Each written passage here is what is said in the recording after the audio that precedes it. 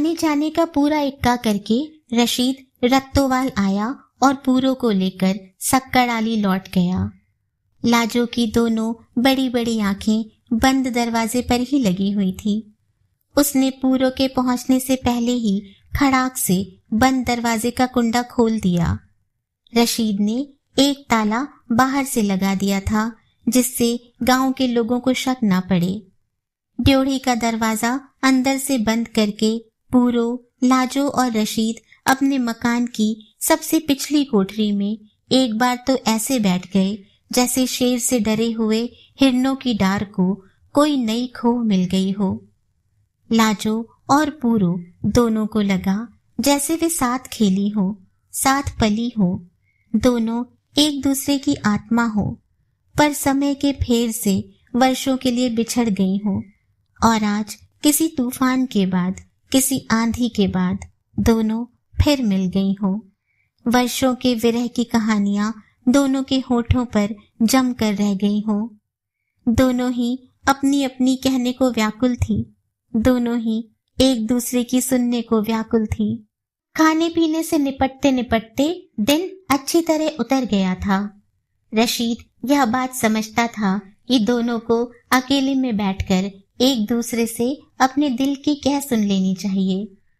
वास्तव में रशीद का दिल खोटा नहीं था। वह सोचता था पूरो के साथ उसके कुछ लेने देने के हिसाब थे, नहीं तो वह इतना बुरा आदमी नहीं था कि रास्ता चलती किसी की शरीफ बहन बेटी को जबरदस्ती अपने घर में डाल लेता। पूरो को अपनी औरत बना लेने के बाद रशीद ने कभी आंख उठाकर किसी की बहन बेटी को न देखा था। दोनों बच्चों को सुलाकर दोनों जनी भीतर वाली कोठरी में खाट डालकर लेट गईं। रशीद उस दिन साथ के बरामदे में सोया। रत्तोवाल का काफिला इसी गांव से गुजरा था। पूरो ने ही बात चलाई। तूने देखा था, लाजो और पूरो अभी तक मिलकर नहीं बैठ सकी थी। लाजो को कुछ पता न था कि पूरो ने उसे क्यों और कैसे ढूंढ निकाला। मैं तेरे भाई से मिली थी, तभी तो मुझे तेरा पता लगा है। हाँ, और काफिले के दिन वाला रामचंद का चेहरा पूरो की आंखों के सामने आ गया। तूने उसे कैसे पहचाना? तूने तो उसे कभी देखा भी न था। लाजो के मन में अनेक बातें उठ रही थी। कैसे पूरो की उसके भाई के साथ सगाई हुई थी, कैसे उसके भाई के साथ विवाह रचा जाने वाला था, कैसे फिर पूरो एकाएक गुम हो गई थी, फिर पूरो की छोटी बहन उसके भाई को ब्याही गई थी। मैंने उसे एक बार पहले भी देखा था। पूरो ने रत्तोवाल के खेतों वाली बात लाजो को सुनाई। यह भी बताया कि उस समय तक उसे यह पता न था कि रामचंद उसका बहनोई बन चुका है।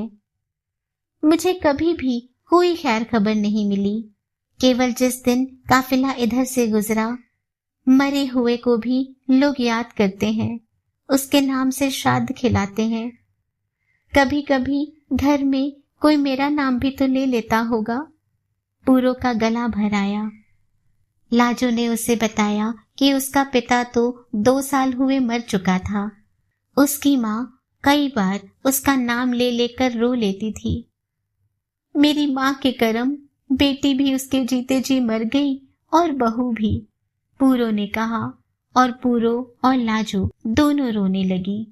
बूचड़ खाने की गौओं की तरह दोनों अपनी चारपाई की पट्टियों से लगी पड़ी रही। तू जब वहां जाएगी, मेरी माँ से मिलेगी, तो उससे कहना कि एक बार मुझ जीती का मुंह तो देख ले।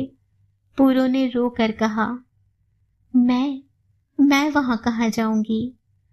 तू अपने घर जाएगी, अपने पति के पास, अपने भाई के पास।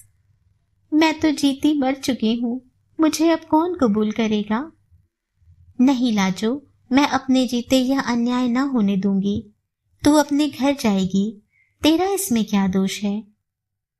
पर तेरा भी क्या दोष था? तुझे आज तक घर वालों ने न बुलाया। मेरी बात और थी लाजो। तेरी बात और कैसे थी? तू क्या अपनी मर्जी से आई थी? तू भी तो। हाँ लाजो, पर तब मैं अकेली थी। मेरे माँ बाप को साहस ना हुआ कि वे लोगों की बातें सुन सकें और उन्होंने अपनी ममता को अपने से उखाड़कर फेंक दिया। अब किसी एक के नहीं, सबके कलेजे पर लगी है। नहीं पूरो, मेरी किस्मत अच्छी होती तो पहले ही मेरे साथ यह अत्याचार ना होता। मैं जानती हूँ मुझे कोई लेने नहीं आएगा। मैं कहती हूँ तेरे भाई का पत्र जरूर आएगा। हम तेरा पता देंगे और वह तुझे लेने जरूर आएंगे। मेरा भाई देखने में कैसा लगता है? पूरो ने लगाव से पूछा। लाजो को अपने पति का ध्यान आया।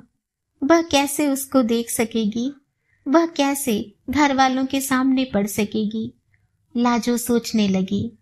पर लाजो के दिल में विश्वास था कि उसे लेने कोई नहीं आएगा। वैसे मन के लड्डू वह जितने चाहे फोड़ ले। नहीं लाजो, कोई ना कोई तुझे लेने जरूर आएगा। आज किसी को शिकायत नहीं। सब अपनी बेटियों बहनों को ले जा रहे हैं। रशीद कहता है उधर से भी ढूंढ ढांड कर लोग अपनी औरतों को वापस ला रहे हैं। कईयों के तो बच्चे भी हो गए हैं। और फिर दोनों की दोनों गुमसुम होकर औरत की इस विवशता पर सोचने लगी। लाजो सोचने लगी, आज तक उसके घर कोई बच्चा नहीं हुआ था। पता नहीं उसमें क्या दोष था।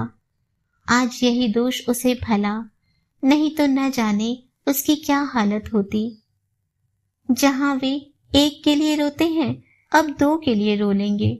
मैं कहीं नहीं जाऊंगी पूरो, मैं क्या मुंह लेकर जाऊंगी? मैं तेरे बच्चों की टहल करके रोटी खा लूंगी। ऐसे क्यों कहती है लाजो? मेरे घावों पर नमक मत छिड़क। यह तेरा अपना घर है। पर लाजो, वे तुझे जरूर ले जाएंगे। मैं सारी दुनिया का वास्ता देकर उन्हें मना लूंगी। पूरो ने लाजो को अपनी बाहों में ले लिया। तू अपने घर में ठीक है पूरो? रशीद का पीठ पीछा सुनता है। पहला गुनाह जो उसने किया सो तो किया, पर उसके बाद उसने मुझे कभी बुरा भला नहीं कहा। वह मेरे साथ ना होता तो मैं तुझे खोजकर कैसे ले आती?